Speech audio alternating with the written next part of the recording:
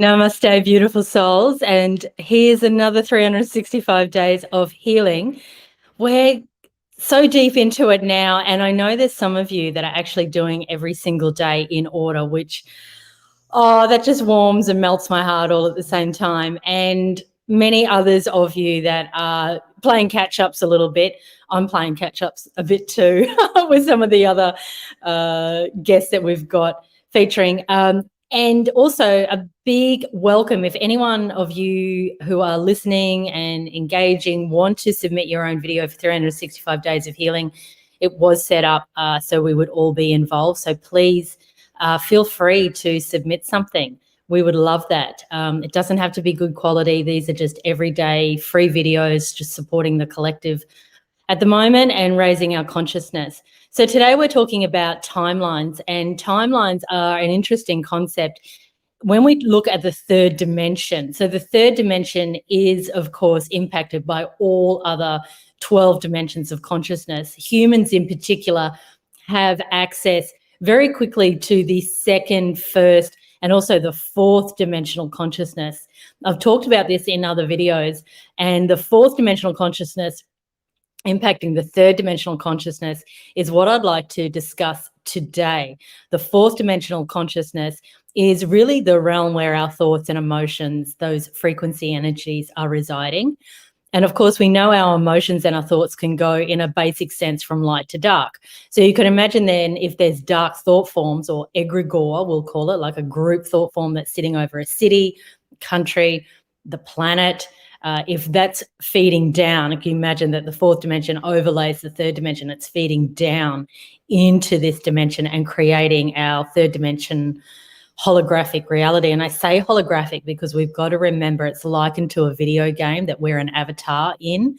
We can't afford to take it too seriously because, it'd be too much. And this is why it's very useful to explore dimensions, consciousness, and how really, even though the eyes that look out there into the 3D, the dualistic eyes, seem to make everything real, we have a singularity eye, the third eye, which can go into all dimensions, and will understand, therefore, that this is just simply an experience or an experiment that we're having in this holographic reality.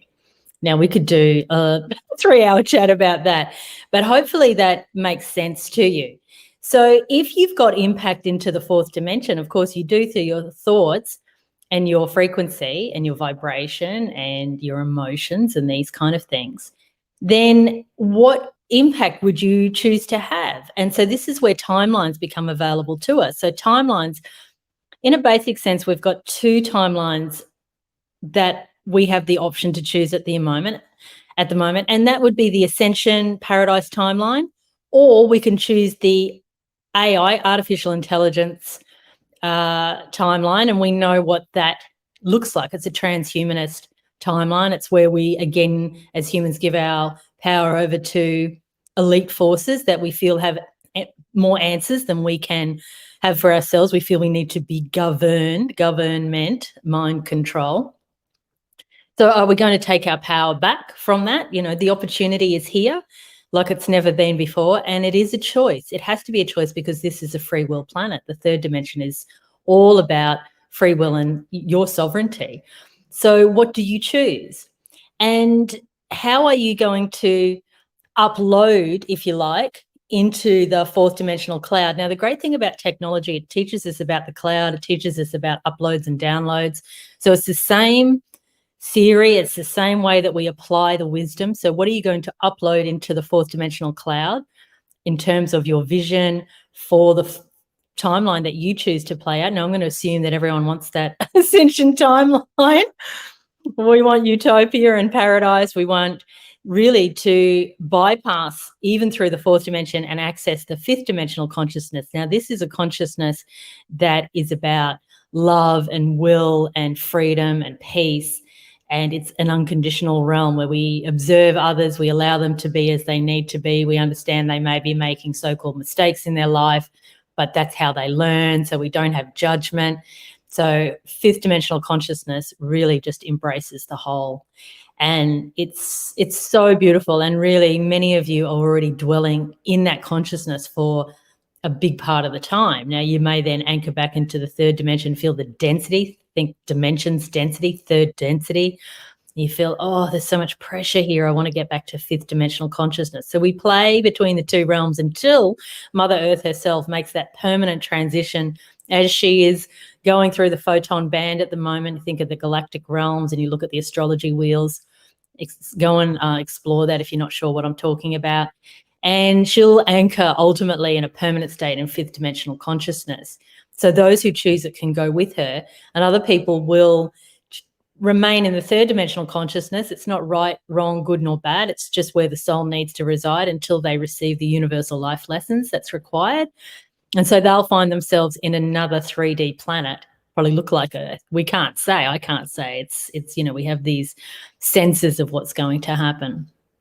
So when you know your timeline, and again, Paradise-Ascension-Utopia timeline, well, then how does that look and how does that feel, and how can you use your third eye technology to envision that and then add to that vision every day?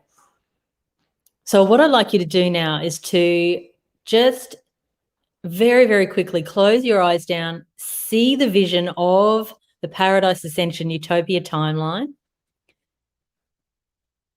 Have a symbol of what that looks like. Feel it. So when you let yourself feel it, your cells adapt and manifest it, draw it to you.